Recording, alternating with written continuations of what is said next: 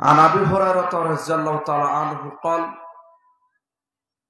قال رسول الله صلى الله عليه وسلم أول ما يحاسبه به العبد يوم القيامة الصلاة فإن صلحت صلح له سائر عمله وإن فسدت فسد له سائر عمله রাহ সিলসিলা সহিহা। প্রশংসা শুকরিয়া সে আল্লাহ সুবহানাহু ওয়া তাআলার জন্য যে আল্লাহ সুবহানাহু ওয়া তাআলা আজকের এই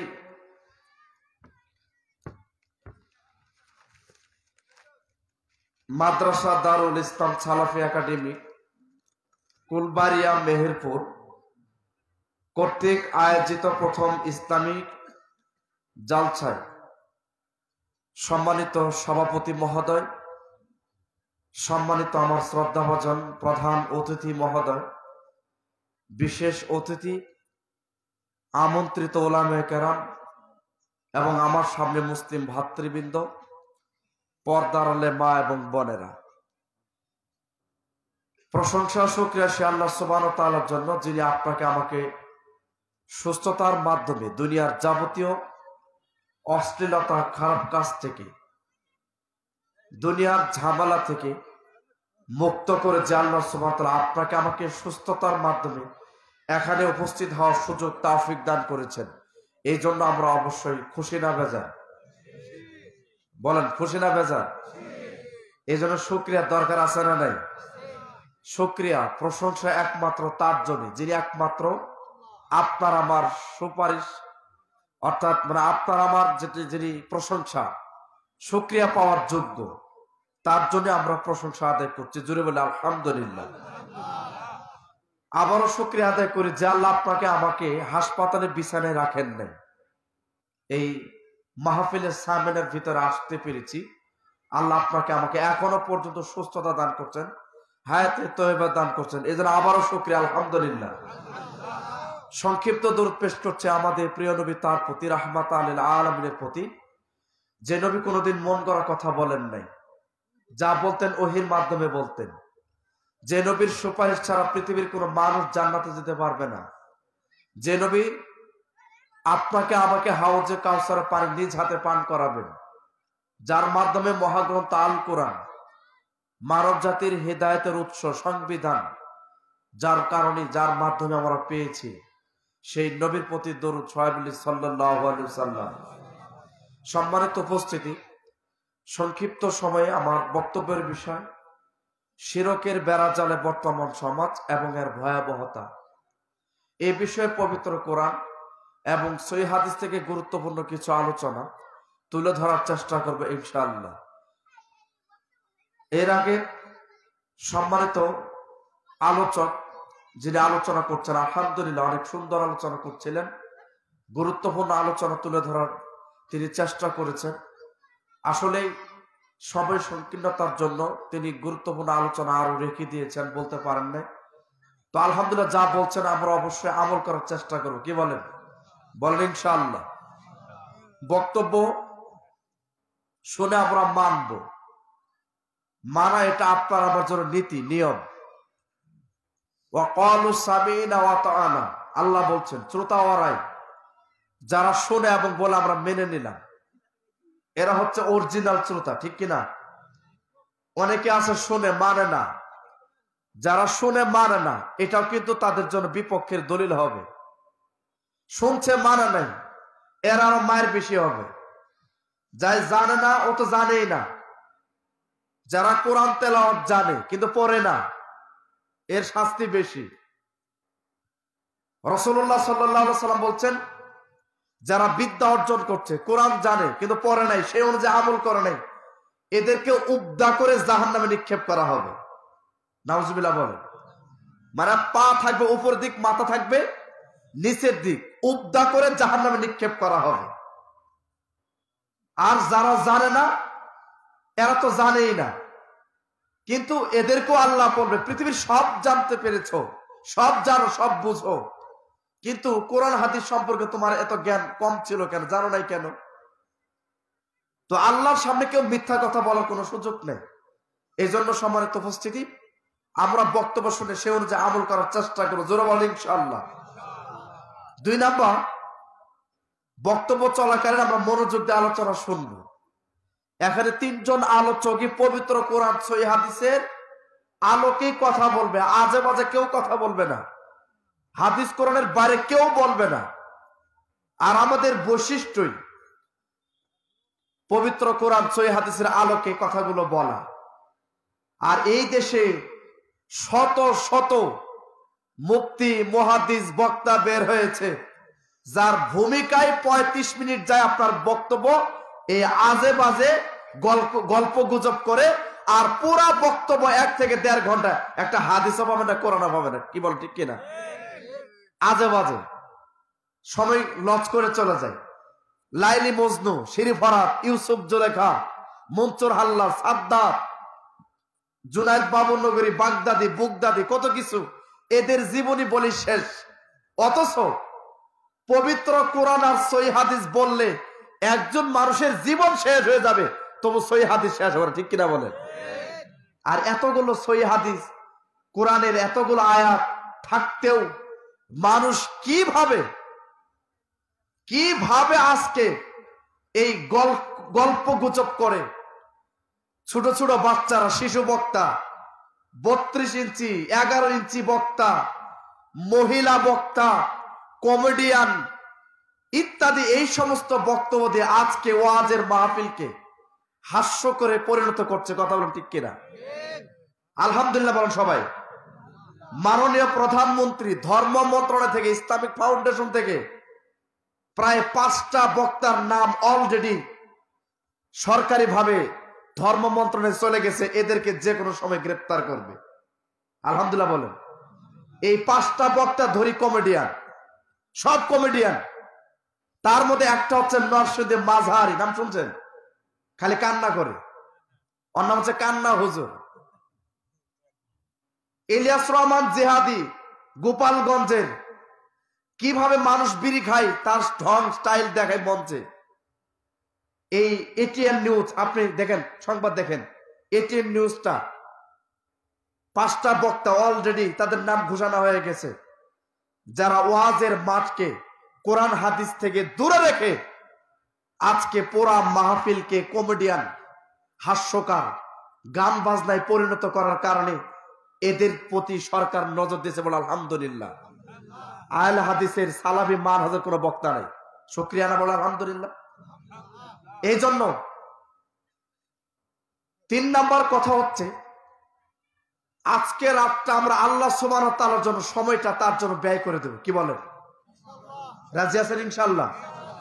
প্রধান বক্তা অত্যন্ত প্রিয় মানুষ, আমার খুব ভালো মানুষ, প্রিয় মানুষ, মনের মানুষ, খুব মহব্বতের মানুষ, এত সুন্দর করে কথা বলে, এত সুন্দর, শুনলে আপনি অবাক হয়ে যাবেন, এত ভালো আর এত নম্র ভদ্র নম্র আচরণের মানুষ খুব কম। এই জন্য আলহামদুলিল্লাহ আমরা শেষ পর্যন্ত আছি ইনশাল্লাহ। কে কে আছেন ইনশাল্লাহ? বলেন লিল্লাহে তাকবীর, লিল্লাহে তাকবীর।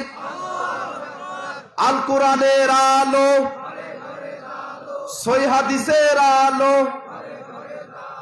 আল্লাহ আমাদের কবুল করবে, আমিন। জি, মহিলাদের একটু অনুরোধ করে বলছি, রিকোয়েস্ট করছি, আপনাদের ভিতরে জায়গা হচ্ছে না। আসলে সারা বাংলাদেশে যতগুলো মাহফিলে সবচেয়ে মানুষ বেশি হয় কারা? মহিলা। কোন মাহফিলে মহিলাদের জায়গা হয় না। এই জন্য মা বোনরা একটু আপনারা চেপে চেপে বসে আর একজন মহিলাকে, আপনার দিনী বোনকে সহযোগিতা করুন বসার জন্য। আমরা উদাত্ত আহ্বান জানাচ্ছি, একটু চেপে চেপে বসেন আর মনোযোগ দিয়ে আলোচনা শুনেন। কেউ গল্প গুজব করবেন না, বাদাম খাবেন না, পান চিবাবেন না, মনোযোগ দিয়ে শুনেন। আর যারা দাঁড়িয়ে আছেন দয়া করে বসেন। হাদিস যে আমি শুরু করছি, এটা সহিহ বুখারী। রাসূলুল্লাহ সাল্লাল্লাহু আলাইহি সাল্লামের বিখ্যাত সাহাবী আবু হুরায়রা রাদিয়াল্লাহু তাআলা আনহু বলেন, রাসূল সাল্লাল্লাহু আলাইহি সাল্লাম বলছেন, গুদওয়াতুন ফি সাবিলিল্লাহ ওয়া রাহাতুন। যদি কোনো মানুষ সকাল সন্ধ্যায় আল্লাহ সুবহানাহু ওয়া তাআলার জন্য সামান্য সময় ব্যয় করে, বলেন কার জন্য? সকালে হোক আর সন্ধ্যায় হোক, যদি কেউ সামান্য সময় আল্লাহর জন্য ব্যয় করে, আল্লাহ রাসূল দুইটা বাক্য বলছেন, খায়রুম মিনাদ দুনিয়া ওয়া মা ফিহা, এই পৃথিবী এবং পৃথিবীর ভিতরে যা কিছু আছে সারা পৃথিবীর সবকিছুর চাইতে আল্লাহ সুবহানাহু ওয়া তাআলার জন্য কিছু সময় ব্যয় করা তার চেয়ে উত্তম এবং শ্রেষ্ঠ। জোরে বলেন সুবহানাল্লাহ। সহিহ বুখারীর হাদিস। তাহলে আজকে আমরা যারা এখানে আসছি, লাভ না লোকসান? বলেন, আজকে সময়টা আমরা আল্লাহর সন্তুষ্টির জন্য কি করে দিব? ব্যয় করে দিব। প্রতিদিন ঘুমান, আজকে আমাদের একটু ঘুম কম, কি বলেন? 12টার আগে মাহফিল শেষ হবে, কোনো সমস্যা নেই ইনশাআল্লাহ। তো আল্লাহ সুবহানাহু ওয়া তাআলার জন্য যদি কেউ সকাল সন্ধ্যায় ব্যয় করে কিছু সময়, মনে করেন এখানে মাগরিব থেকে আপনার 12টা পর্যন্ত এই যে সময় ব্যয় হবে, এই সময়ের দাম আল্লাহ সুবহানাহু ওয়া তাআলা বলছেন সারা পৃথিবী বিক্রি করে যত টাকা হবে তার চেয়ে আল্লাহর রাস্তায় আল্লাহর জন্য এই পরিমাণ সময় ব্যয় করা সবচেয়ে শ্রেষ্ঠ, উত্তম, প্রিয়। বলে সুবহানাল্লাহ। এই জন্য যারা সামনের বাইরে এখনো দাঁড়িয়ে আছেন, এলোমেলো ভাবে ঘোরাফেরা করছেন, দয়া করে সামনের ভিতরে এসে বসে আলোচনা শুনুন। সাহাবীরা বলতেন, আল্লাহ রাসূলের হাদিস, আমাদের নবী মুহাম্মদ সাল্লাল্লাহু আলাইহি ওয়াসাল্লাম যখন কথা বলতেন তখন আমরা বসে মনোযোগ দিয়ে আলোচনা শুনতাম, আর এত মনোযোগ দিয়ে শুনতাম আমাদের মাথার উপরে পাখি না কি বসা আছে এটা আমরা বুঝতাম না। আল্লাহর নবীর বক্তব্য এত মনোযোগ দিয়ে শুনতাম, সুবহানাল্লাহ। এই জন্য দাঁড়িয়ে আলোচনা শোনা এটা বেয়াদবি। মনোযোগ দিয়ে বসে আলোচনা শুনবেন। আল্লাহ রাসূল খুতবা দিলে সাহাবীরা বসতেন নাকি দাঁড়িয়ে থাকতেন? দাঁড়িয়ে থাকাটা বেয়াদবি, বোঝা গেল? মনোযোগ দিয়ে শুনবেন আর আমলের নিয়তে শুনবেন। অবশ্যই মৃত্যুর আগ পর্যন্ত আজকে বক্তব্য শুনে এই অনুযায়ী আমল করার চেষ্টা করব, জোর বলে আবার ইনশাআল্লাহ। আল্লাহ কবুল করবো, আমিন। জি,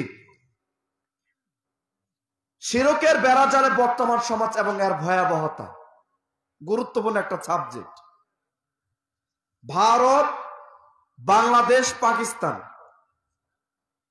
তিনটা রাষ্ট্রের মানুষ আজকে যেই পাপের সঙ্গে সবচেয়ে বেশি জড়িত তার নাম শিরক। কথা বল, তার নাম কি? বলেন ঠিক না? ভারত, বাংলাদেশ, পাকিস্তান, এই তিনটা রাষ্ট্রের মানুষ সবচেয়ে কবর পূজা, পীর পূজা, মাজার পূজা, শিরকের ফ্যাক্টরি বাংলাদেশ, ঠিক কিনা বলেন? আরব কান্ট্রি, সৌদি আরব, কুয়েত, কাতার, জর্ডান, ফিলিস্তিন, মালয়েশিয়া, মালদ্বীপ, কোথাও আপনি এই কবর পূজা, পীর পূজা, মাজার পূজা পাবেন না। যত জড় আলা, বাবরি আলা, চোল আলা, তেনা বাবা, খেতা বাবা, ন্যাংটা বাবা, তেল বাবা, বিড়ি বাবা, বস্তা বাবা, সব কোন দেশে? কথা বলেন ঠিক কিনা? সব বাংলাদেশে। যিনি ন্যাংটা হয়ে থাকেন তার নাম দিয়েছেন ন্যাংটা বাবা। যিনি বস্তা গায়ে দিয়ে থাকে, চট সালা, তার নাম দিয়েছে বস্তা বাবা। যার গলার ভিতরে তালা, ওর নাম দিয়েছে তালা বাবা। যিনি তেল গলার ভিতরে ঝুলিয়ে রাখছেন বোতলে, তার নাম তেল বাবা। এইভাবে বাংলাদেশে বাবার কোনো শেষ নাই, ঠিক কিনা বলে? অথচ আল্লাহ সুবহানাহু ওয়া তাআলা কোরআনে সবচেয়ে বেশি চ্যালেঞ্জিং যে বক্তব্যটা দিয়েছেন, দেখেন লোকমান, সূরা লোকমান 13 নম্বর আয়াত। লোকমান হাকিম তার ছেলেকে প্রথমে যেই বাক্যগুলো বলেছেন, যেই উপদেশগুলো দিয়েছিলেন, সেটা হচ্ছে শিরক সম্পর্কে, তাওহীদ সম্পর্কে। কেন? শিরক করলে কারো ভিতরে আর তাওহীদ থাকতে পারে না। তাওহীদ থাকলে তার ভিতরে শিরক ঢুকতে পারে না। কথা বলে ঠিক কিনা? তাওহীদ মানে বিশাল বড় জিনিস। একজন তাওহীদপন্থী, তাওহীদবাদী ইমানদার মুসলিম, এর দাম আল্লাহর কাছে, রাসূলের কাছে পৃথিবীর সবকিছু চাইতে শ্রেষ্ঠ। খুব দামি জিনিস। এক একটা করে শুনলে আপনি আশ্চর্য হবেন যে তাওহীদ পন্থী মুসলমানদের ঈমান আর তাদের দাম আল্লাহর কাছে কত বেশি। সম্মানিত উপস্থিতি, প্রত্যেকটা বাবা মার উচিত ছেলে মেয়েকে আগে তাওহীদ শিক্ষা দেওয়া, প্রত্যেকটা বাচ্চাকে ছোট থেকে তাওহীদ শিক্ষা দেওয়া, যার ফ্যাক্টরি হচ্ছে আজকের এই মাদ্রাসা দারুল ইসলাম সালাফি একাডেমি। ঠিক কিনা বলেন? এখানে ছোট ছোট বাচ্চাদেরকে আপনাকে তাওহীদ শিক্ষা দিচ্ছে, মাসনুন দোয়া শিক্ষা দিচ্ছে, জানাজার সালাত বাচ্চা ছোট থেকে। আমার মাদ্রাসা ক্লাস 2 এর ছাত্ররা জানাজার সালাত পড়ে, আলহামদুলিল্লাহ বলেন। ক্লাস 2 এর ছাত্র, তার বাবার আত্মীয় স্বজন চাচা যেটা জানাজা আমার বাচ্চা পড়ায় ক্লাস 2 এর। 64টা জেলার নাম ক্লাস 1 এর ছাত্র মুখস্থ বলতে পারবে এখন এমবিবিএস ডাক্তার। 64টা জেলার নাম 1 মিনিটে 2 মিনিটে বলবে। কথা বুঝতে পারছেন? ক্লাস 1, 2, 3, 4 এর ছাত্র প্রায় 60 থেকে 70টা, 100টা, 80, 90টা করে হাদিস মুখস্থ। এগুলা মাদ্রাসা আমি যদি আমার বাচ্চাদেরকে দেই, তাহলে অবশ্যই ছোট থেকে এই বাচ্চাটা একদম শুধু বাচ্চা না, আদর্শ বাচ্চা। ঠিক কিনা? এই জন্য এইগুলা মাদ্রাসায় ছোট থেকে তাওহীদ শিক্ষা দেওয়া হয়।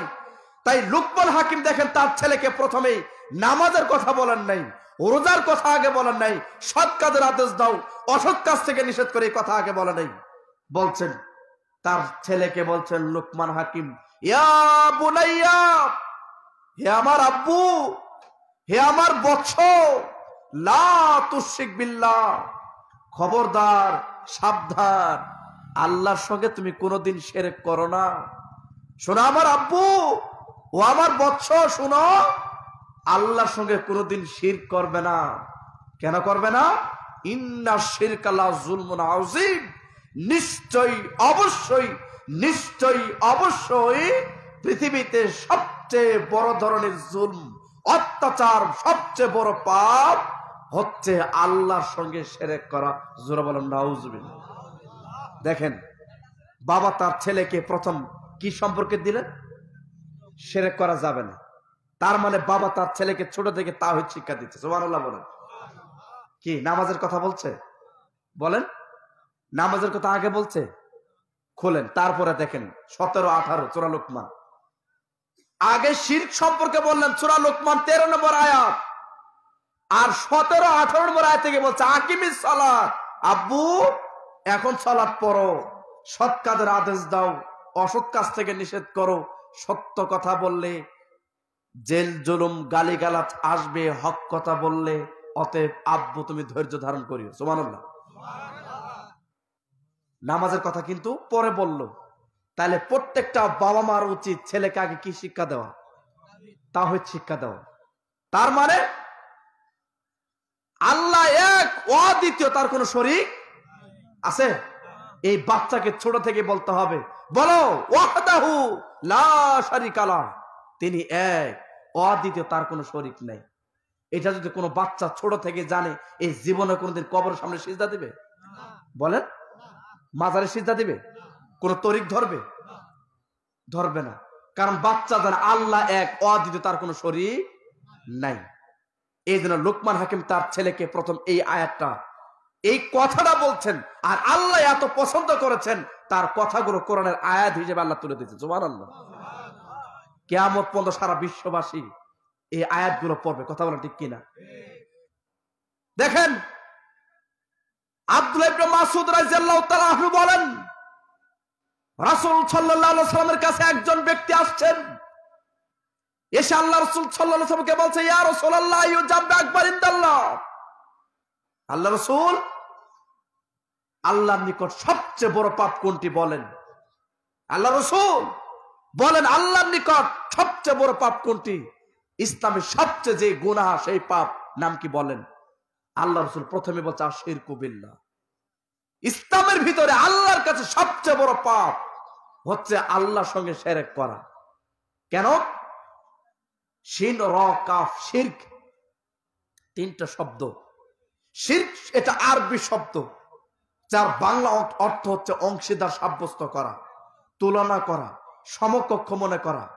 আল্লাহর সঙ্গে কোনো ব্যক্তি বস্তু তুলনা করার নাম কি বলেন? দেখেন, কথার মাধ্যমে, কাজের মাধ্যমে অহরহ আছে বাঙালি, বাংলাদেশের মানুষ কথার মাধ্যমে, কাজের মাধ্যমে শিরক করে যাচ্ছে। কথা বলা ঠিক কিনা? যাচ্ছে না?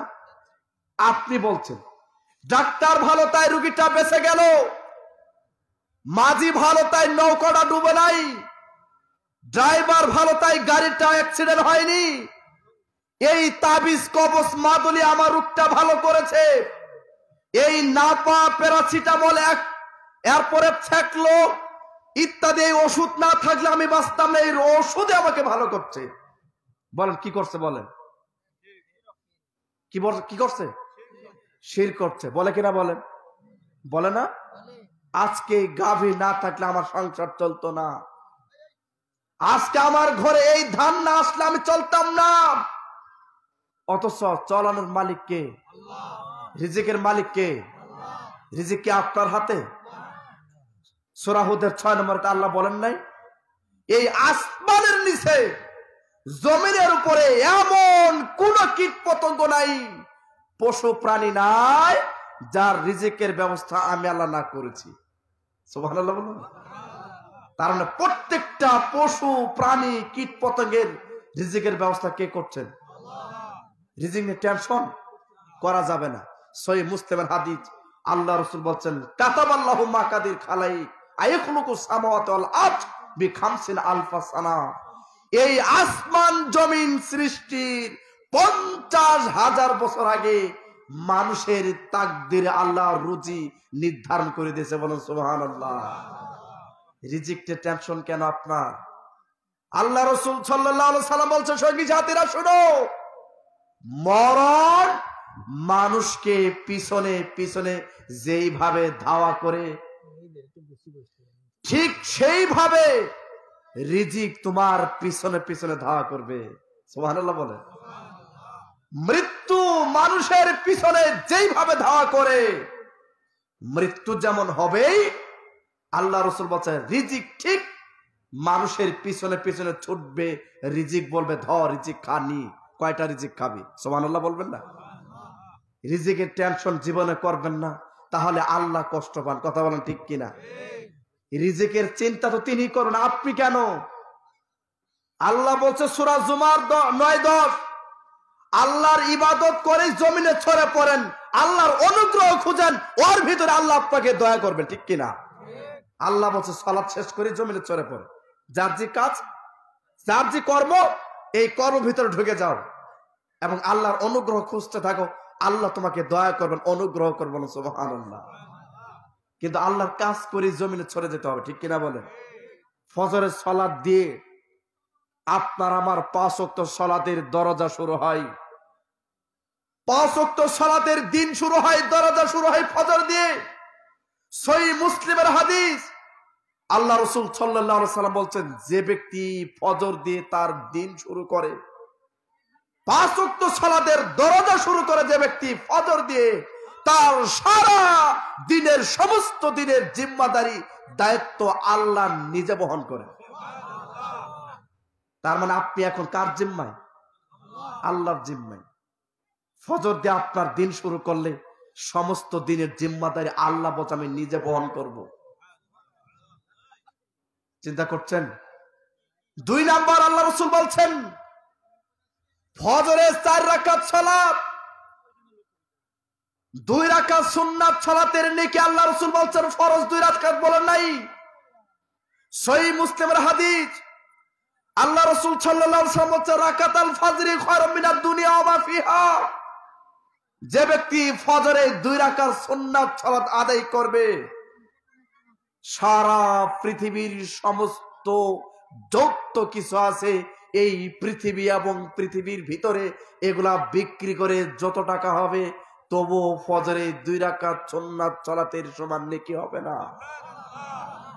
সহিহ মুসলিমের হাদিস, ফজরের 2 রাকাত সুন্নাত যদি এত পাওয়ার হয়, এত নেকি হয়, তাহলে পরে যে আরো 2 রাকাত ফরজ আছে, তাহলে তার হিসাব কি চিন্তা করে? সারা পৃথিবী বিক্রি করেও ফজরের 2 রাকাত সুন্নাতের সমান নেকি হবে না, সুবহানাল্লাহ বলেন। অথচ মুসলমান সালাত পড়ে না, রাত যায় দিন যায়, রাত যায় দিন যায়, টিভি সিনেমা গান বাজনা খেলতামশা, নারী নিয়ে মদ নিয়ে জোয়া নিয়ে তাস লটারি ক্যারাম লুডো নিয়ে রাত দিন 24 ঘন্টা সময় পাস করছে। মরে দেখেন মায়ের হবে সাউন হবে না, ঠিক না? মরলে আপনি আফসোস করবেন, ভাই কি হলো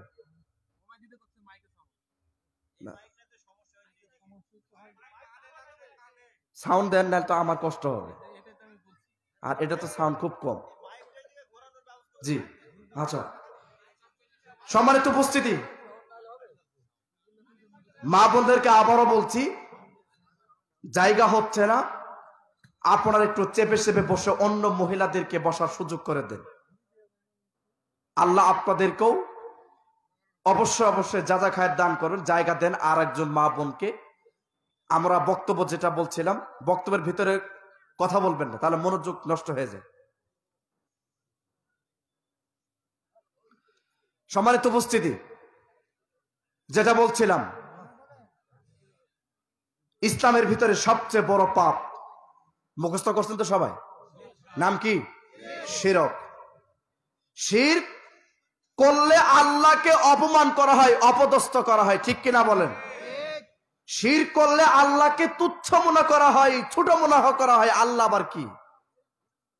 সেটা হোক কোনো ব্যক্তি অথবা কোনো বস্তু, আল্লাহর সঙ্গে তুলনা করার নামই হচ্ছে শিরক।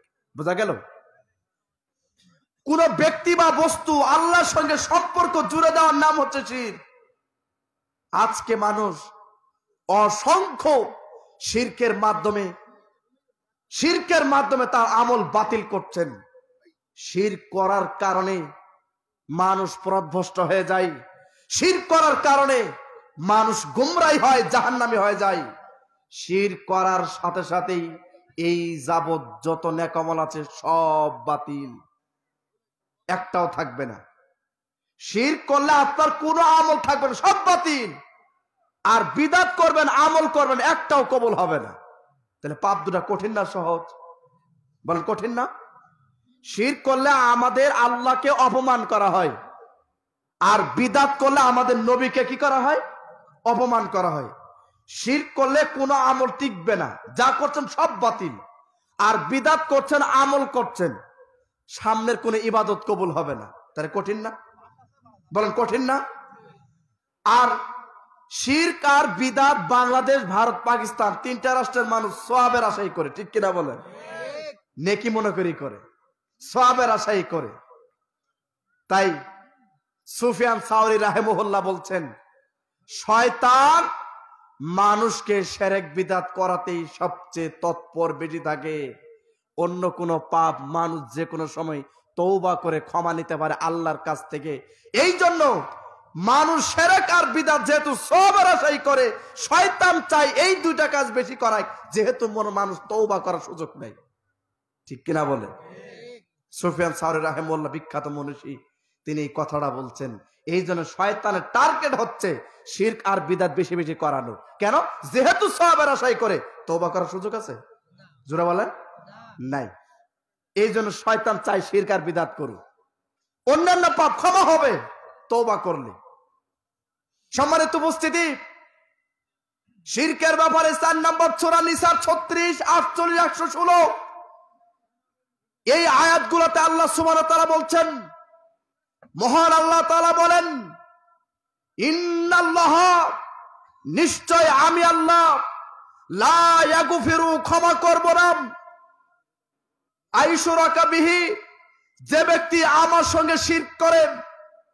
আল্লাহ সুবহানাহু ওয়া তাআলা প্রথম যেই কথাটা বলছেন, নিশ্চয় অবশ্যই আমি আল্লাহ ক্ষমা করব না, নিশ্চয় অবশ্যই আমি আল্লাহ ক্ষমা করব না যারা আমার সঙ্গে শিরক করে। নাউজুবিল্লাহ। আল্লাহ বলছেন লা ইয়াগফিরু, ক্ষমা হবে না যারা আল্লাহর সঙ্গে শিরক করে।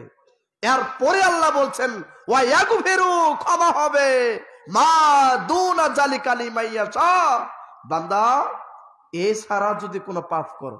সুবহানাল্লাহ বলবেন না? দেখেন আল্লাহর বাক্য। আল্লাহ বলছেন শিরকের পাপ আমি আল্লাহ ক্ষমা করব না, কিন্তু এ ছাড়া যদি, তার মানে কি ছাড়া বলেন, শিরকের পাপ ছাড়া যদি কোনো পাপ করো, গুনাহ করো, আমি আল্লাহ তোমার সব পাপ ক্ষমা করে দিব। কিন্তু শর্ত হচ্ছে কি করা যাবে না, শিরকের পাপ থাকা যাবে না। এই আয়াতের হাদিস শুনে আনাস রাদিয়াল্লাহু তাআলা আনহু বলেন, রাসূল সাল্লাল্লাহু আলাইহি সাল্লাম বলছেন, মহান আল্লাহ তার বনি আদম সন্তানকে ডাক দিয়ে বলছে, ইয়া বনি আদম, হে বনি আদম সন্তানগণ, তোমরা আমার কাছে ক্ষমা চাও, আমি তোমাদেরকে ক্ষমা করব। হে আদম সন্তানগণ, তোমরা আমার কাছে চাও, আমি তোমাদেরকে চাওয়া পূরণ করব, তোমাদেরকে ক্ষমা করব। আমি আল্লাহ তোমাদেরকে ক্ষমা করতে কাউকে পরোয়া করব না। আল্লাহু আকবার। আল্লাহ বলছেন আমি আল্লাহ তোমাকে ক্ষমা করব, এতে কাউকে বলে কয়ে করতে হবে, কাউকে ট্যাক্স দিয়ে করতে হবে? আমি কাউকে পরোয়া করে না, আমি আল্লাহ তোমাকে ক্ষমা করব, এতে আমি কাউকে দেখবো না। জোরে বলুন সুবহানাল্লাহ। তারপরে আল্লাহ বলছেন, তিরমিজির হাদিস, আল্লাহ তারপরে দ্বিতীয় বাক্যে বলছেন, হে আদম সন্তানগণ শোনো, তোমরা যদি আসমান জমিন পরিমাণ ভর্তি পাপ, এই আসমান থেকে জমিন, এই আসমান জমিন ভর্তি পাপ নিয়ে যদি তোমরা আমার সামনে দাঁড়াও, আর এই পাপের ভিতরে যদি শিরকের কোনো পাপ না থাকে, শিরকের কোনো যদি গুনাহ না থাকে, আমি আল্লাহ ওই পরিমাণ পর্যন্ত দয়া রহমত ক্ষমা দিয়ে বান্দা তোমার সামনে দাঁড়িয়ে তোমার সব পাপ ক্ষমা করে দিব। চিন্তা করছেন? শর্ত কিন্তু ওই পাপের ভিতরে কিসের পাপ থাকা যাবে না, শিরকের পাপ থাকা যাবে না। আল্লাহ বলছেন। কে বলছেন? আল্লাহর কথা মিথ্যা বলেন? জোরে বলেন। আল্লাহর কথা কি? জোরে বলেন। সত্য। আল্লাহ বলছেন শোনো, তোমার আসমান জমিন ভর্তি সব পাপ ক্ষমা হবে। তোমার পাপ যত বেশি, আমার দয়া তার চেয়ে তত বেশি। তোমার পাপ যত বেশি, আমার ক্ষমা তার চেয়ে তত বেশি। তোমার গুনাহ যত বেশি, আমার দয়া রহমত তার চেয়ে তত বেশি। তোমার এই পাপের ভিতরে যদি শিরকের কোনো পাপ না থাকে, আমি আল্লাহ ওই পরিমাণ পর্যন্ত দয়া রহমত ক্ষমা নিয়ে তোমার সামনে দাঁড়িয়ে তোমার সব পাপ ক্ষমা করে দিব। আর তোমাকে ক্ষমা করতে কাউকে ট্যাক্স দিতে হবে না, কাউকে পরোয়া করবো না। আমি আল্লাহ তোমাকে ক্ষমা করবে, কাকে দেখবো? কোনো দেখার সুযোগ আছে? সুবহানাল্লাহ বলেন। আল্লাহ এইভাবে বলছেন, তিরমিজির হাদিস। সম্মানিত উপস্থিতি, এরপর আল্লাহ বলছেন, যারা আল্লাহর সঙ্গে শিরক করে, কার সঙ্গে? আল্লাহর সঙ্গে শিরক করে, এই পর্যন্ত যত আমল আছে সব বাতিল। আল্লাহ বলছেন সূরা আনাম 88 নম্বরে আল্লাহ বলছেন, ওয়ালাউ আশরাকু লা হাবিতা আনহুম মা কানু ইয়ামালুন। আল্লাহ বলছেন, লোকেরা যদি তোমরা আমার সঙ্গে শিরক করো, তাহলে এই যাবত যত আমল আছে সব বাতিল। নাউজুবিল্লাহ বলবেন না? এই যাবত যত নেক আমল করছেন, আপনার সমস্ত আমল শিরক করার সাথে সাথে সব কি? বাতিল। আল্লাহ বলছেন এই কথা, সূরা আনাম 88 খুলে দেখেন। আল্লাহ বলছেন ওয়ালাউ আশরাকু, যদি তোমরা আমার সঙ্গে শিরক করো, তাহলে তোমাদের সমস্ত আমল বাতিল। নাউজুবিল্লাহ। চিন্তা করছেন? তাহলে শুনে, এরপর আল্লাহ কি বলছেন? 5 নম্বর সূরা মায়েদা 72 নম্বর আয়াত। আল্লাহ বলছেন, যারা আমার সঙ্গে শিরক করে এদের 3টা শাস্তি। জোরে বলেন, কয়টা? 3টা শাস্তি। আমার কথা কি বোঝা যাচ্ছে? শুনুন, মহান আল্লাহ বলছেন, ওমাই ইরশিক বিল্লাহ ফাকাদ হারামাল্লাহু আলাইহিল জান্নাহ ওয়া মাওয়াহুন নার ওয়া মালিজ জালিমিনা মিন আনসার। আল্লাহ বলছেন, যারা আমার সঙ্গে শিরক করে এদের জন্য 3টা শাস্তি। 1, জান্নাত তাদের জন্য হারাম। 2, থাকার জায়গা জাহান্নাম, বাসস্থান ঘরবাড়ি জাহান্নাম, থাকার জায়গা হচ্ছে জাহান্নাম। 3, কেউ তার সুপারিশ সহযোগী সাহায্যকারী নেই, আমাদের নবীও তার সাহায্য করবে না। বলেন নাউজুবিল্লাহ। পাপ 3টা কঠিন না সহজ? এই শাস্তি বলেন কঠিন না সহজ? দেখেন, 1 নাম্বার শাস্তি জান্নাত কি? হারাম। 2, থাকার জায়গা জাহান্নাম। 3, তার জন্য কোনো সাহায্যকারী নাই। আমাদের নবী কি করবে না? সুপারিশ করবে না। তাহলে কঠিন না বলেন? একজন মানুষের যদি জান্নাতে হারাম হয়ে যায়, জীবনটা ব্যর্থ কিনা? থাকার জায়গায় যদি হয় জাহান্নাম, দুনিয়াতে বসবাস করা তার জন্য ব্যর্থ না? নবী যদি আপনার সুপারিশ না করে, তাহলে তার উম্মতে লাভ আছে? কি বলেন? এই কথা আল্লাহ বলছেন 5 নম্বর সূরা মায়াদা 72 নম্বর। আল্লাহ বলছেন, যারা আমার সঙ্গে শিরক করে এদের জন্য 3টা শাস্তি। প্রথম শাস্তি জান্নাত হারাম। আল্লাহ বলছেন অবশ্যই অবশ্যই জান্নাত হারাম, থাকার জায়গা জাহান্নাম। এরপরে বাসস্থান, মানে নবী তার জন্য কোনো সাহায্যকারী সুপারিশকারী হিসেবে তার জন্য কাজ করবে না, অর্থাৎ তার কোনো সাহায্যকারী থাকবে না। এই কথা আল্লাহ বলছেন। শুনুন, সহিহ বুখারী, আল্লাহ রাসূল সাল্লাল্লাহু আলাইহি সাল্লামের বিখ্যাত সাহাবী জাবের রাদিয়াল্লাহু তাআলা আনহু বলেন, রাসূল সাল্লাল্লাহু আলাইহি সাল্লাম বলছেন, মান মাতা ইউশরিক বিল্লাহ শাইয়ান দাখালান নার ওয়া মান মাতা লা ইউশরিক বিল্লাহ শাইয়ান দাখালা জান্নাত। যে ব্যক্তি শিরক করে মারা যাবে, তার থাকার জায়গা জাহান্নাম, নাউজুবিল্লাহ। আর যে শিরক না করে মারা যাবে, তার থাকার জায়গা হচ্ছে জান্নাত। সুবহানাল্লাহ বলেন। সহিহ মুসলিমের হাদিস। তাহলে যারা শিরক করে মারা যাবে কোথায়? জাহান্নাম। জোরে বলেন কোথায়? আর যারা শিরক না করে মারা যাবে, তাদের থাকার জায়গা জান্নাত। তারপরে বুখারীর হাদিস শুনুন, আবু যর গিফারী রাদিয়াল্লাহু তাআলা আনহু, বিখ্যাত একজন সাহাবী, আল্লাহ রাসূল সাল্লাল্লাহু আলাইহি সাল্লাম তার সামনে বলছেন, শোনো আবু যর গিফারী, যে আল্লাহ রাসূল, যদি কেউ শিরক না করে মারা যায়, তার থাকার জায়গা জান্নাত। সুবহানাল্লাহ। এখন আবু যর গিফারী রাদিয়াল্লাহু তাআলা বলছেন, ইয়া রাসূলুল্লাহ, যদি লোকটা চুরি করে জিনা করে তারপরও কি যাবে? দেখেন প্রশ্ন, আল্লাহ রাসূল, যদি লোকটা চুরি করে জিনা করে তারপরও কি জান্নাতে যাবে?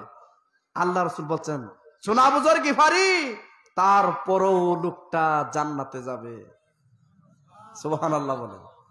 সহিহ বুখারীর হাদিস। কি বুঝলেন? চুরি আর জিনা।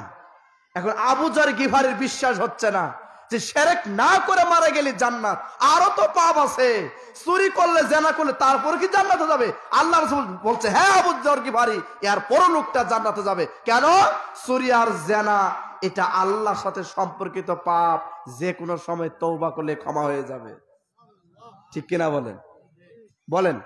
আজকে একটা চোর এবং জিনাকারী, বুঝেন তো, অবৈধ নারী পুরুষের মেলামেশা, যদি কোন নারী পুরুষ অবৈধ সম্পর্ক করে, খারাপ কাজে জিনায় লিপ্ত হয়, আজকে জিনাকার পুরুষ অথবা নারী, আর চোর যদি আজকে বক্তব্য শুনে তওবা করে বলে, আস্তাগফিরুল্লাহ ওয়া আতুবু ইলাইহি, আল্লাহ আমাকে ক্ষমা করুন, আপনার দিকে আমাকে যেতে হবে, এই চোর আর জিনাকারী যদি তওবা করে আজকে যদি তওবার হালতে মৃত্যুবরণ হয়, আল্লাহ রাসূল বলছেন তার সমস্ত চুরি আর জিনার পাপ ক্ষমা হবে। কেন? তওবা এটা আরবি শব্দ। সূরা তওবা আছে কিনা? তওবার নামে সূরা নাজিল, নাম কি? তওবা। তওবা আরবি শব্দ। তওবা মানে ফিরে আসা। তওবা মানে কি? তওবা মানে ফিরে আসা। এই যাবৎ যত পাপ করছেন আর কোনোদিন করবেন না, ফিরে আসছেন, এর নাম কি? তওবা। বোঝা গেল? আপনি পাপ করেন তওবা করেন, পাপ করেন তওবা করেন, এটা আল্লাহর সঙ্গে ফাইজলামি। ঠিক কিনা বলেন? আল্লাহর সঙ্গে মজা করা হয়। তওবা মানে আর জীবনে কোনোদিন ওই পাপে জড়াবেন না মৃত্যুর আগ পর্যন্ত, এর নাম কি? যা করছেন করছেন, আল্লাহ ক্ষমা করবেন। হাদিস শুনেন, আল্লাহ রাসূল উদাহরণ দিয়ে বুঝেছেন। আবু দাউদ তিরমিজির হাদিস। সঙ্গী সাথীরা শুনুন, একটা গাভীর উলান থেকে, বাত থেকে দুধ বের করার পরে ওই দুধ কি আবার দ্বিতীয়বার ভিতরে ঢুকানো সম্ভব? সাহাবেরা বলছে, ইয়া রাসূলুল্লাহ সম্ভব না। ঠিক কিনা বলো? সম্ভব। এই যারা দাঁড়িয়ে আছেন বসেন না কেন? আশ্চর্য, বসেন। দাঁড়িয়ে থেকে ওয়াজ শোনা ঠিক না, বসে মনোযোগ দিয়ে আলোচনা শুনেন। যারা দাঁড়িয়ে আছেন বসেন, জায়গা আছে তো। সম্মানিত উপস্থিতি, হাদিসটা আপনি মনোযোগ দিয়ে শুনেন। বলেন গাভীর বাট, বাট বুঝেন তো? গাভীর বাট থেকে, উলান থেকে দুধ বের করার পরে ওই দুধকে আবার দ্বিতীয়বার ভিতরে ঢোকানো সম্ভব? জোরে বলেন, সম্ভব? জি না। সাহাবের বলছে, ইয়া রাসূলুল্লাহ সম্ভব না। আল্লাহ রাসূল বলছে, সঙ্গী সাথীরা ঠিক তদ্রূপ যদি কেউ অনুতপ্ত হয়ে অনুশোচনা করে, কান্নাকাটি করে, তার গুনাহকে স্বীকার করে যদি আল্লাহর কাছে ক্ষমা চায়, গাভীর বাট থেকে দুধ যেরকম ভিতরে বের করা পরে আবার দ্বিতীয়বার ঢোকানো সম্ভব নয়, আল্লাহ ঠিক তদ্রূপ এই তওবাকারী ব্যক্তিকে জাহান্নামে দিতে চান না, বাধ্য তিনি জান্নাত দিয়ে দেন। বোঝা গেল? উদাহরণ দিয়ে আল্লাহ রাসূল বুঝিয়ে দিলেন। দুধ যেরকম দ্বিতীয়বার ঢোকানো সম্ভব না, আল্লাহ বলছেন এ তো আমার কাছে তওবা করছে, ক্ষমা চাইছে, আমি কেমনে তাকে জাহান্নামে দিই? সুবহানাল্লাহ বলেন। চিন্তা করছেন? এই জন্য তওবা, ফিরে আসতে হবে, যা হয়েছে ক্ষমা।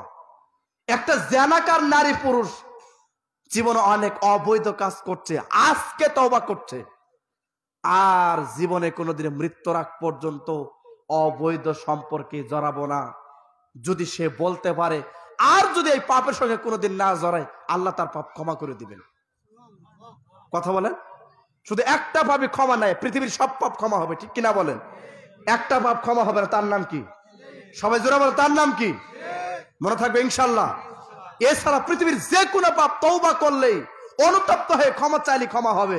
আয়েশা রাদিয়াল্লাহু আনহা বলছেন, আল্লাহর রাসূল বলছেন, যে ব্যক্তি তার পাপকে স্বীকার করে, তার গুনাহকে স্বীকার করে, অনুতপ্ত হয়ে কান্নাকাটি করে, চোখ দিয়ে পানি ঝরে আল্লাহর কাছে ক্ষমা চাইলে তার তওবা কবুল করা হয়, তার পাপও আল্লাহ ক্ষমা করে দেন।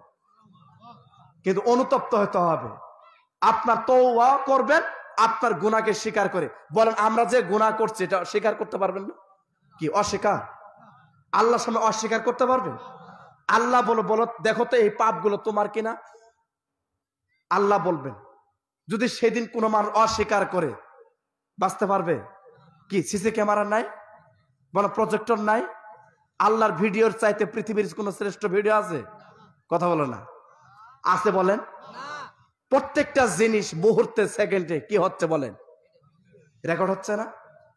এখন আপনি ঘুষ টেবিলের নিচ দিয়ে দেন আর উপর দিয়ে দেন, মনে হয় আল্লাহ দেখে নাই? কি আল্লাহ দেখে নাই? এখন পিছন দিয়ে দেন আর সামান দিয়ে দেন, কাগজের ইনফিলাপের ভিতরে টাকা দেন আর এমনি দেন, আল্লাহ দেখবে না? কথা বলেন না, দেখে না? তার মানে প্রত্যেকটা জিনিস রেকর্ড হয়। আল্লাহ বলবে দেখো এই পাপগুলো তোমার কিনা। লোকটা যদি ইমানদার মুমিন হয় বলবে, হ্যাঁ আল্লাহ এই পাপগুলো আমার। যদি আমি তোমার এই পাপগুলো মানুষের মধ্যে প্রকাশ করি, তোমার কেমন লাগবে? যে আল্লাহ খুব খারাপ লাগবে। তো তুমি এই পাপ করছো? জি আমি এই পাপ করেছি। আমার ফেরেশতারা কি ভুল লেখছে? ওই লোকটা বলল, জি না আল্লাহ আপনার ফেরেশতা ভুল লেখে নাই। বলো বেশি লেখছে? জি না আল্লাহ বেশি লেখে নাই, এই পাপগুলো আমার। পাপ স্বীকার করার কারণে আল্লাহ বলছে যাও, কারো কাছে আমি প্রকাশ করলাম না। কোটি কোটি হাসর মাঠে মানুষ, কারো সামনে তোমার পাপ প্রকাশ করলাম না। তুমি দুনিয়াতে মানুষের দুষ্টুটি ঢেকে রাখছিলা, পাপগুলো ঢেকে রাখছিলে, যাও আজকে তোমার পাপ আমি আল্লাহ নিজে ঢেকে রাখলাম। সহিহ মুসলিমের হাদিস। কথা বোঝা গেল? এই জন্য অনুতপ্ত হয়ে কান্না করে আপনি ক্ষমা চাবেন, আল্লাহ ক্ষমা করে দিবেন। তাহলে চুরি করলেও, জানা করলেও জান্নাতে যাবে, কিন্তু শিরক করলে জান্নাতে যাবে? জোরে বলেন। শুনেন, সূরা জুমার 65 নাম্বার আয়াত, আল্লাহ আমাদের নবীকে বলতেছেন শিরকের ব্যাপারে। আল্লাহ আমাদের নবীকে বলতেছেন। কে বলতেছেন? আল্লাহ কাকে বলতেছেন? আমাদের নবী মুহাম্মদ সাল্লাল্লাহু আলাইহি সাল্লামকে বলতেছেন, লাইন আশরাকতা লা ইয়াহবাতান্না আমালুক। হে মুহাম্মদ সাল্লাল্লাহু আলাইহি সাল্লাম, যদি আপনিও আমার সঙ্গে শিরক করেন তাহলে আপনার সমস্ত আমল বাতিল। আল্লাহু আকবার বললেন না? দেখেন, আল্লাহ আমাদের নবীকে বলতেছেন, আপনিও যদি আমার সঙ্গে শিরক করেন তাহলে আপনার সমস্ত আমল কি? জোরে বলেন, বাতিল। দুই, ওয়ালা তাকুনান্না মিনাল খাসিরিন, আর আপনি ক্ষতিগ্রস্তদের মধ্যে নিমজ্জিত হয়ে যাবেন। আল্লাহু আকবার। আল্লাহ আমাদের নবীকে শিরকের ব্যাপারে সতর্ক করছেন। শুনুন, আমাদের নবী কি শিরক করেছেন? জোরে বলেন। শিরকের চিন্তা কি তার মাথায় ছিল? আরে আমাদের নবী, তার জন্ম হয়েছে আমে জাহেলিয়াতের যুগটাকে, অন্ধকার বর্বরতার মূর্খতার যুগটাকে সোনালী যুগে পরিণত করা, ঠিক কিনা? কথা বলেন ঠিক কিনা? ওই যুগটাকে সোনালী যুগে রূপান্তর করার জন্যই, শিরক বিদআত পৃথিবী থেকে উৎখাত করার জন্যই আমাদের নবীর আগমন। কথা বলেন ঠিক কিনা? সম্মানিত উপস্থিতি, আর সেই নবীকে আল্লাহ সতর্ক করছেন, তার মানে সারা বিশ্ববাসীকে আল্লাহ সতর্ক করছেন নবীকে সতর্ক করার মাধ্যমে। ঠিক কিনা বলেন? নবীকে সতর্ক করা মানে কি? আপনাকে আমাকে না? বলেন, মোহাম্মদ সাল্লাল্লাহু আলাইহি ওয়াসাল্লাম শিরক করলে তার আমল টিকতো না, বাতিল। এখন কোন কলিমদ্দি সলিমদ্দি, কোন পীর সাহেব, বুজুর্গ, মুফতি, বড় হুজুর শিরক করলে আমল টিকবে? জোরে বলেন, টিকবে? আমাদের নবী শিরক করলে তার আমল টিকতো না, এই কথা আল্লাহ বলছেন। তাহলে পীর মুরিদি, পীর তরিকা, মাজার, কবর পূজারী যারা শিরক করছেন তাদের আমল নামে টিকবে? জোরে বলেন, টিকবে? এরা মুশরিক, এই কথা আল্লাহ বলছেন সূরা ইউসুফের 106 নম্বর আয়াতে। আল্লাহ বলছেন, ওয়ামা ইউমিনু আকসারুহুম বিল্লাহ ইল্লা ওয়া হুম মুশরিকুন। আল্লাহ বলছেন অধিকাংশ মানুষই আমার প্রতি ঈমান আনবে, এরপর মুশরিক। ঠিক কিনা বলেন? এই কথা আল্লাহ বলছেন। অধিকাংশ মানুষ ঈমান আনছে, এরপরও আল্লাহ বলছেন তারা মুশরিক। তার মানে শিরক থেকে আসছে মুশরিক। সূরা তাওবার 28 নম্বরে আল্লাহ বলছেন, ইন্নামাল মুশরিকুনা নাজাসুন, নিশ্চয়ই মুশরিকরা অপবিত্র, নাপাক। ঠিক কিনা? বলো, মুশরিকরা কি? অপবিত্র, নাপাক। এই কথা আল্লাহ বলছেন সূরা তাওবার 28। তাহলে ঈমান আনছে এরপর মুশরিক, অর্থাৎ যারা বেশি বেশি শিরক করে, যারা বেশি বেশি শিরক করে এরাই হচ্ছে মুশরিক। এরা ঈমান আনছে ঠিক, এরপর মুশরিক। এদের স্থান হচ্ছে জাহান্নাম। বলেন কি? বলেন। সূরা ফাতিহা প্রত্যেকটা মানুষ প্রত্যেকটা রাকাতেই 24 ঘন্টার ভিতরে 5 ওয়াক্ত সালাতে, প্রত্যেকটা রাকাতে নারী পুরুষ, ইমাম, মুসল্লি, মুক্তাদি সবাই সূরা ফাতিহা পড়ে কিনা? বলেন। জোরে বল, পড়ে না? আপনি বলছেন ইয়্যাকা না'বুদু ওয়া ইয়্যাকা নাস্তাইন, আল্লাহ আপনার ইবাদত করি, আপনার কাছে সাহায্য চাই। সুযোগ পাইলে কবর কাছে গিয়ে বলছেন সাহায্য। ঠিক কিনা বলেন? এরাই হচ্ছে মুশরিক। বলেন। ওই যে আল্লাহ বলছেন ঈমান আনছে, এরপরও অধিকাংশ লোক ঈমান আনছে, আমাকেও মানে আবার ওকেও মানে, তার মানে সে কি? মুশরিক।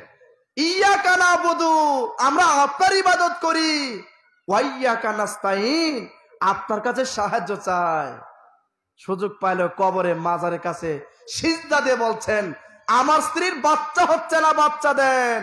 আমার ব্যবসা বাণিজ্যের উন্নতি নাই, দোয়া করেন উন্নতির জন্য। আমাকে চাকরি দেন, এই দেন, সেই দেন। তাহলে চিন্তা করেন, আপনি এইখানে বলছেন ইবাদত করি, আপনার সাহায্য চাই আপনার কাছে, আবার কবরে, মাজার কাছে গিয়ে বলছেন আপনি আমাকে বাচ্চা দেন। তাহলে সেই লোকটা কি? বলেন। জোরে বলেন, মুশরিক কিনা? মুশরিক না? হাদিস শুনেন তিরমিজি, আল্লাহ রাসূল সাল্লাল্লাহু আলাইহি ওয়াসাল্লাম চাওয়ার সবচেয়ে ছোট হাদিস এটা, এর নিচে আর কোনো ছোট হাদিস নেই। চাওয়ার হাদিস ছোট।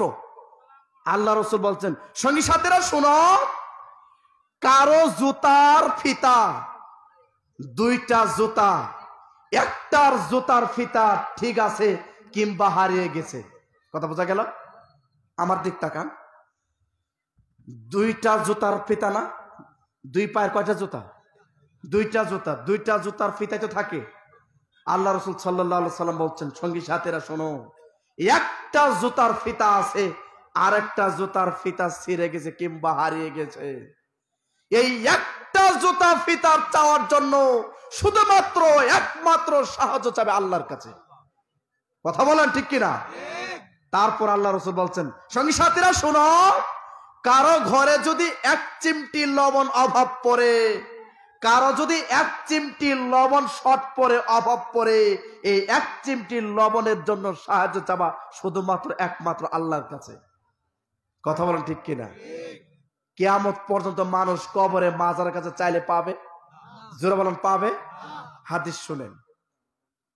হুযায়ফা রাদিয়াল্লাহু তাআলা আনহু বলেন, রাসূল সাল্লাল্লাহু আলাইহি ওয়াসাল্লামের কাছে জনক একজন ব্যক্তি এসে বলছে, ইয়া রাসূলুল্লাহ, আপনি আমাকে এমন কিছু আমল শিখিয়ে দেন যে আমলের কারণে আমি যেন জান্নাতে যেতে পারি।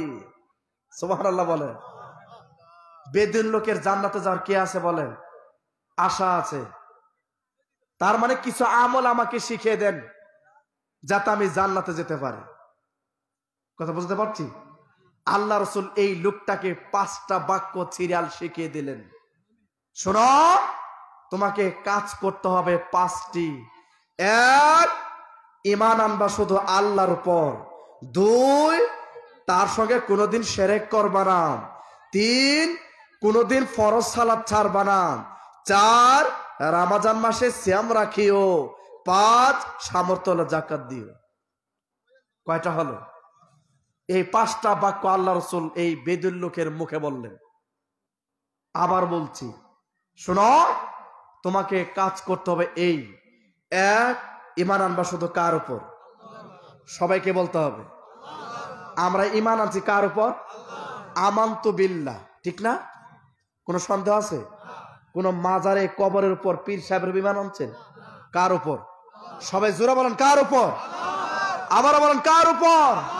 আল্লাহর উপর। কোন সন্দেহ নাই ভাই। 2, কোনদিন আল্লাহর সঙ্গে শিরক করা যাবে না। 3, কোনদিন ফরজ সালাত ছাড়বা না। বিচার মাঠে সর্বপ্রথম, বান্দার জীবনের সর্বপ্রথম বিচার মাঠে 1 নাম্বার যেই হিসাব দিয়ে নারী পুরুষ আগে শুরু হবে, সেই হিসাবের নাম কি? সালাত। জোরে বলেন। সিলসিলা সহিহার 1358, আল্লাহ রাসূলের 2 জন বিখ্যাত সাহাবী, আনাস রাদিয়াল্লাহু থেকে বর্ণিত, আবু হুরায়রা রাদিয়াল্লাহু তাআলা আনহু থেকে বর্ণিত, আল্লাহ রাসূল বলছেন, আউয়ালু মা ইউহাসাবু বিহিল আবদু ইয়াউমাল কিয়ামাতিস সালাহ। বিচার মাঠে বান্দার সর্বপ্রথম 1 নাম্বার যেই হিসাব দিয়ে আগে শুরু হবে, সেই হিসাবের নাম হচ্ছে সালাত। সুবহানাল্লাহ বলেন। তাহলে সালাত পড়ার দরকার আছে না নাই? যারা পড়ে না 1 নাম্বার হিসাবেই ফেল। আল্লাহ 2 আর 3 নাম্বার প্রশ্ন ধরার দরকার আছে? জোরে বলেন। আপনি পরীক্ষা দিতে গিয়েছেন, 1 নাম্বার প্রথম প্রশ্নে আপনি বাতিল, ভাইবা বোর্ড আপনাকে আর 2 নাম্বার সুযোগ দিবে না, যা গেট আউট, ঠিক কিনা বলেন? বিচার মাঠও ঠিক তদ্রুপ। প্রথম হিসাবে আপনার ঠিক নাই, আপনাকে 2 আর 3 নাম্বার প্রশ্ন ধরার কোনো দরকার। 2 নাম্বার বাক্যে আল্লাহ রাসূল বলছেন, ফাইন সলাহাত লাহু সাইরু আমালিহি। যে ব্যক্তির সালাত ঠিক, নামাজ ঠিক, পৃথিবীর যত আমল আছে সবই ঠিক। সুবহানাল্লাহ বলেন। 3য় বাক্যে বলছেন, ফাইন ফাসাদাত ফাসাদা লাহু সাইরু আমালিহি। যে ব্যক্তির নামাজ সালাত ঠিক নাই, তার পৃথিবীর যত আমল আছে সমস্ত আমল বাতিল বাতিল। নাউজুবিল্লাহ। একটা হাদিস থেকে 3টা বাক্য শিক্ষণীয়। প্রত্যেকটা মানুষ একটা হাদিস ব্রেনে রাখলেই যথেষ্ট। এই হাদিসটা যদি কোনো মানুষ মনে রাখে, একটা হাদিস থেকে 3টা বাক্য শিক্ষণীয়। শুনুন, 1 নাম্বার বাক্য হচ্ছে বিচারের মাঠে 1 নাম্বার যে হিসাব আগে, তার নাম কি? সালাত। 2, যেই ব্যক্তির সালাত নামাজ ঠিক, তার পৃথিবীর সমস্ত আমল ঠিক। আল্লাহ রাসূল বলছেন, কারো যদি আমল এদিক সেদিক একটু ত্রুটি বিচ্ছুতি থাকে, সালাতটা ঠিক থাকার কারণে আল্লাহ সব কবুল করে নেবেন। বোঝা গেল? 3, যে ব্যক্তির সালাত ঠিক নাই, নামাজ ঠিক নাই, পৃথিবীর যত আমল আছে সবই বাতিল। শুনুন, 100 হজ করেছেন, সব বাতিল। 100 মাদ্রাসা করেছেন, সব বাতিল। 100 মসজিদ করেছেন, সব বাতিল। দান, ফিতরা, উশর, সাদাকা, যাকাত যা আছে সব বাতিল। আপনার সব আমল ঠিক, খালি জীবনে নামাজটাই পড়েন নাই। এরকম মানুষ সমাজে বেশি না কম? জোরে বলেন। দেখেন, অনেক মানুষ ভালো ভালো কাজ করে, শুধু কি পড়ে না। আল্লাহ রাসূলের এই হাদিস প্রমাণ করছে তার পৃথিবীর সমস্ত আমল কি? ফাসাদাত মানে কি? বাতিল। বাতিল, ফাসাদ মানে তো বুঝেন, একদম বাতিল। তাহলে আল্লাহ রাসূল বলছেন, শোনো, কোনদিন ফরজ সালাত ছাড়বা না। বছরে 1 বার রমজান মাসে সিয়াম রাখিও। সামর্থ্য থাকলে যাকাত দিও। কয়টা হলো?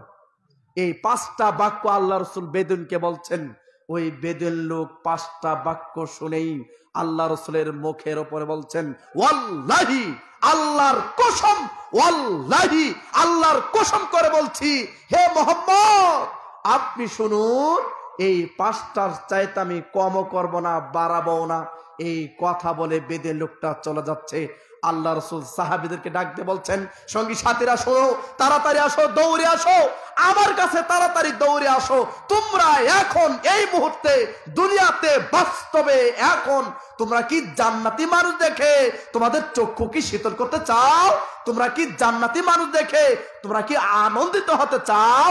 যদি তোমরা এখন এই মুহূর্তে বাস্তবে এখন যদি জান্নাতি মানুষ দেখে তোমাদের চক্ষুকে শীতল করতে চাও, তাহলে ওই যে দেখো দেখো তাকিয়ে থাকো, ওই যে দেখো বেদিন লোকটা চলে যাচ্ছে, তোমরা সবাই তার প্রতি তাকিয়ে দেখো, তার প্রতি তাকিয়ে থাকো, দেখো এই বেদিন লোকটা হচ্ছে জান্নাতি। জোরে বলেন, কি বুঝলেন? বেদের লোকটাকে আমল করা শুরু করছে। জোরে বলেন, এখন আমল করা শুরু করেনি। আল্লাহ রাসূল দুনিয়াতে তাকে জান্নাতের কি দিলেন? সার্টিফিকেট দিচ্ছেন। সুবহানাল্লাহ বলেন। 5টা বাক্যের ভিতরে পুরা ইসলাম আছে না নাই? জোরে বলেন। একজন মানুষ যদি ঈমান আনে কার উপর? আর কোনো সন্দেহ আছে? কোনো সমস্যা আছে? 2, যদি লোকটা শিরক না করে পৃথিবীর সব পাপ ক্ষমা, শিরক না করে মারা গেলে তার জন্য জান্নাত কি একদম রেডি। শুনুন, আল্লাহ রাসূল মেরাজে গেলেন না, আল্লাহ আমাদের নবীর সঙ্গে 3টা ওয়াদা করছেন। সুবহানাল্লাহ বলেন। কয়টা ওয়াদা? 3টা ওয়াদা করছে। তার একটা ওয়াদা হচ্ছেন, হে মুহাম্মদ, আপনার কোন উম্মাহ যদি শিরক মুক্ত অবস্থায় শিরক না করে আমার সাথে যদি দেখা করতে পারে, সাক্ষাৎ করতে পারে, সে যত বড়ই পাপী হোক, আমি আল্লাহ তাকে মাফ করে জান্নাত দিব। এই মর্মে নবী আপনার সঙ্গে আমার ওয়াদা। সুবহানাল্লাহ জোরে বলেন। আল্লাহর ওয়াদা মিথ্যা না সত্য? সবাই চিল্লায় বলতে হবে, সত্য না মিথ্যা? আল্লাহ আমাদের নবীর সঙ্গে ওয়াদা করছেন, সে যত বড়ই পাপী হোক আমি তাকে ক্ষমা করে জান্নাত দিব। এই মর্মে আপনার সঙ্গে আমার ওয়াদা। সুবহানাল্লাহ। তাহলে বলেন, পুরা এই ইসলাম 5টার ভিতরে আছে না নাই? যদি কোনো মানুষ শিরক না করে আর কোনো সমস্যা আছে? 3 ফরজ সালাত যদি কোনো মানুষ কমপ্লিট থাকে, আর আপনার সুন্নাত, নফল, চাস্তের, তাহাজ্জুদ, ইরশাদ আরো যত সালাত আছে, এইগুলা আপনার ফরজের ত্রুটি বিচ্ছুতি যদি থাকে, তাহলে এই নফল দিয়ে, তালি দিয়ে হলেও, জোড়া দিয়ে হলেও আল্লাহ আপনাকে মাফ করে জান্নাত দিবেন। নফল মানে অতিরিক্ত। বলেন, নফল মানে কি?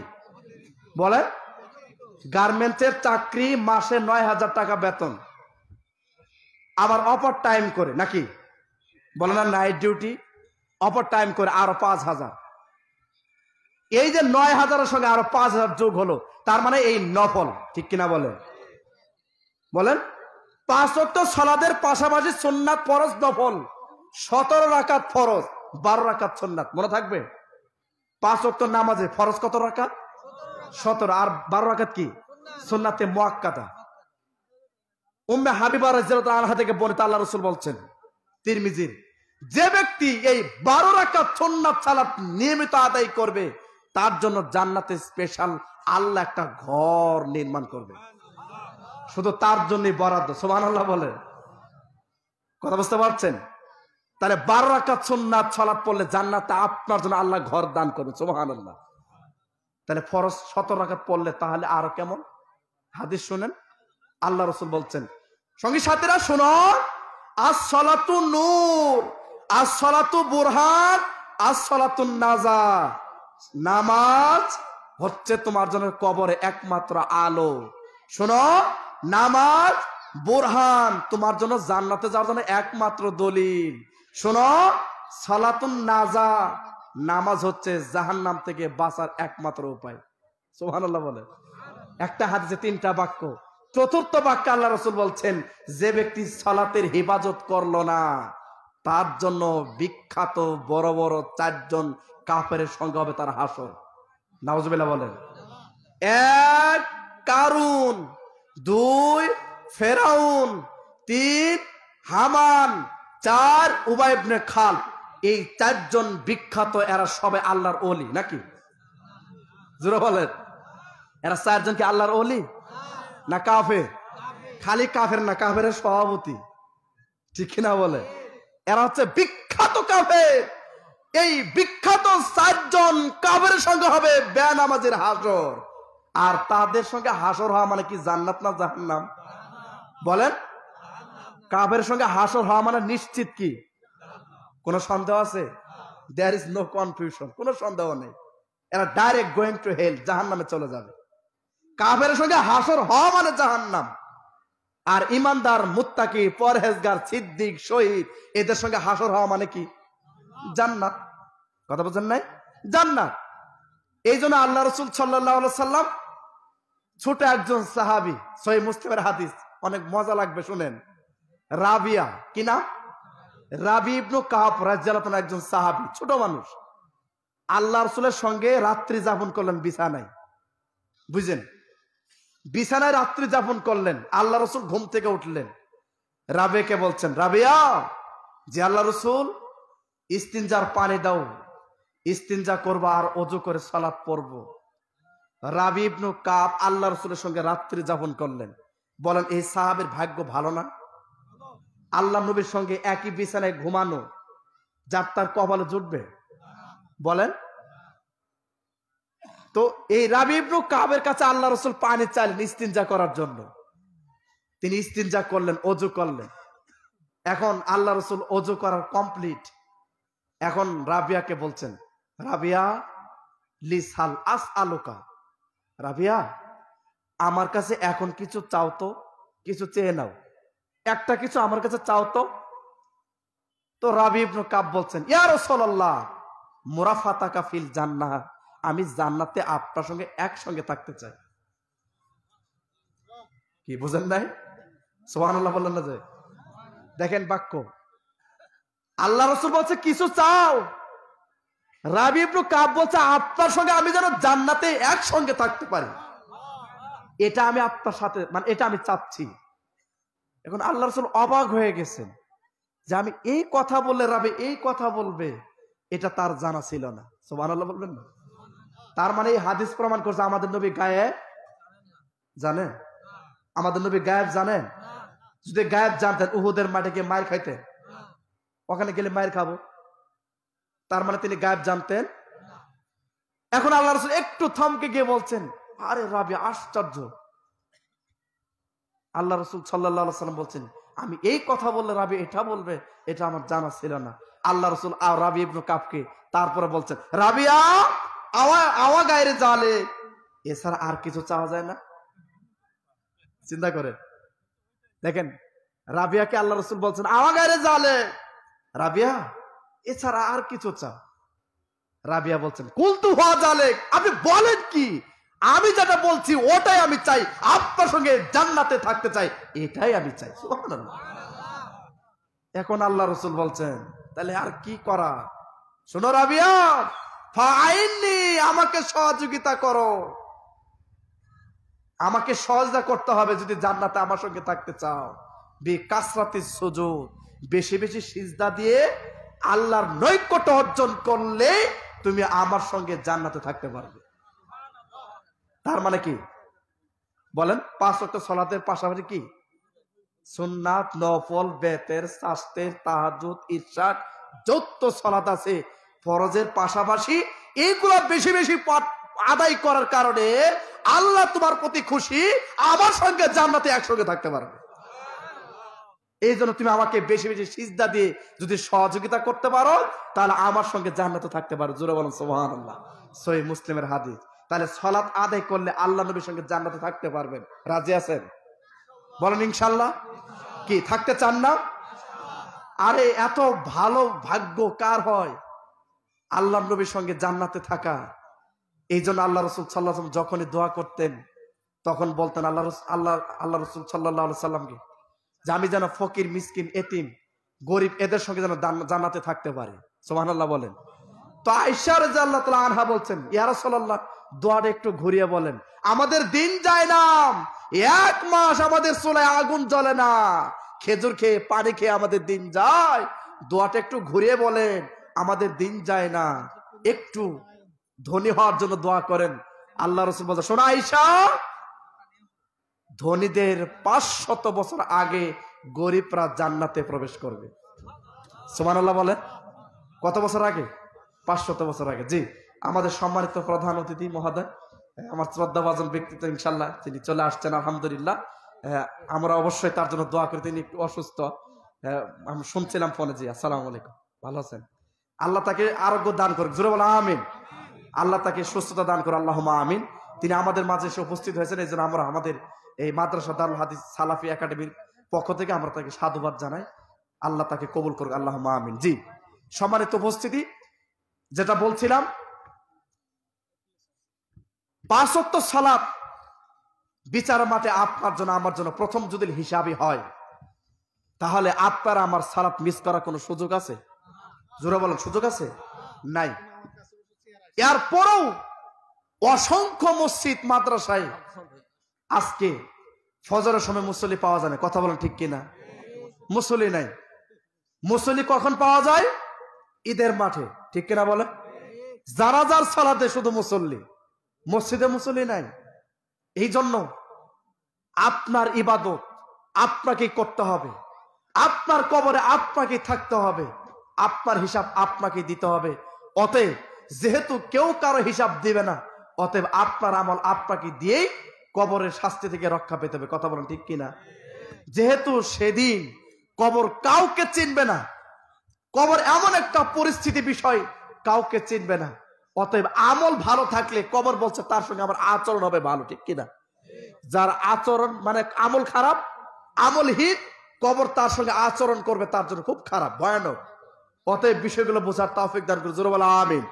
সম্মানিত উপস্থিতি, তাহলে এই 5টা কথা আল্লাহ রাসূল তাকে বলছেন, আর এই 5টার ভিতরে ইসলাম আছে না নাই? আছে। তার এই 5টা চাইতে কমাবেও না বাড়াবেও না। এই জন্য আল্লাহ রাসূল তাকে দুনিয়াতে জান্নাতের সুসংবাদ দিয়ে দিলেন, যেহেতু সে আল্লাহর কসম করে বলছে। কথা বলো ঠিক কিনা? শুনুন, আল্লাহ রাসূল সাল্লাল্লাহু আলাইহি সাল্লামের আরেকজন বিখ্যাত সাহাবী হাফসা রাদিয়াল্লাহু তাআলা আনহা থেকে বর্ণিত এই হাদিস, বলেন আমাদের দেশে গণক, জ্যোতিষী, অগ্রিমালা আছে না নাই? আগাম কথা বলে দেয়, হাতের রাশি দেখে ভাগ্য পরীক্ষা করে, আছে না নাই?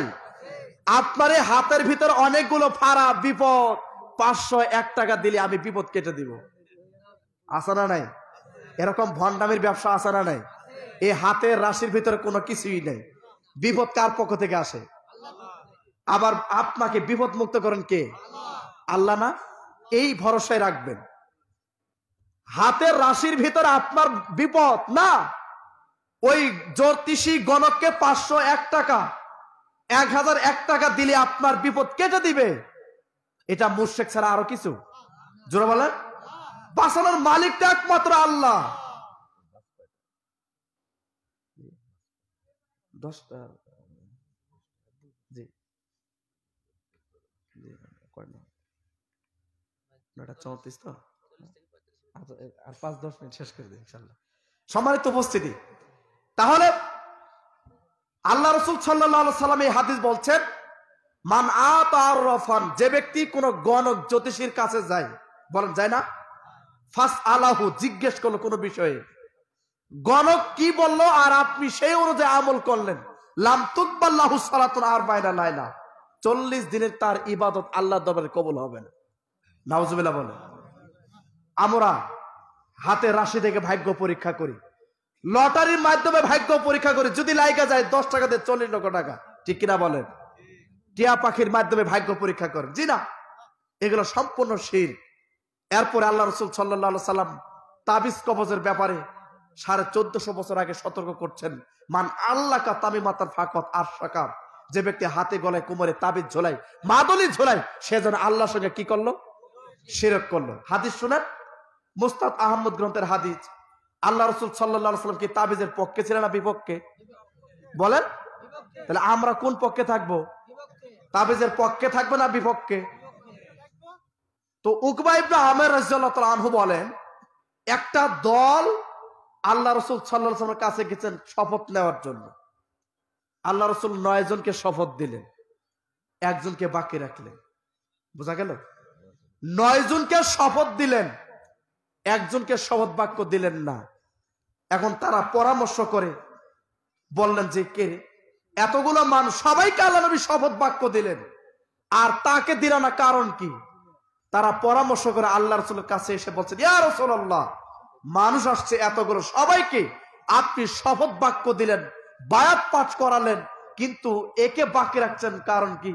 আল্লাহ রাসূল বলছে ওই যে দেখো তার গলায় তাকাও, তার গলার ভিতরে তাকিয়ে দেখো তাবিজ ঝুলছে। তাবিজ কি ঝুলছে? তাবিজ ঝুলছে। দেখো ও তো আল্লাহর সঙ্গে শিরক করে বসা আছে, আমি নবী কেমনে তাকে শপথ দেই?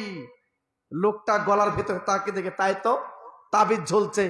গলার ভিতরে হাতটা ঢুকিয়ে তাবিজটা টেনে ছিঁড়ে বলছে ওয়াল্লাহি আল্লাহর কসম, ওয়াল্লাহি আল্লাহর কসম, হে মুহাম্মদ শুনুন, মৃত্যুর আগ পর্যন্ত আর জীবনে কোনোদিন তাবিজ কবজ ঝোলাবো না, ব্যবহার করবো না। এই কথা বলে তাবিজটা ছুঁড়ে ফেলে দিলেন। আল্লাহ রাসূল বলছে শোনো, আমার কাছে এখন আসো, তোমাকে শপথ বাক্য পাঠ করাচ্ছি। সুবহানাল্লাহ বলেন। তাহলে সেই নবী কি তাবিজের পক্ষে না বিপক্ষে?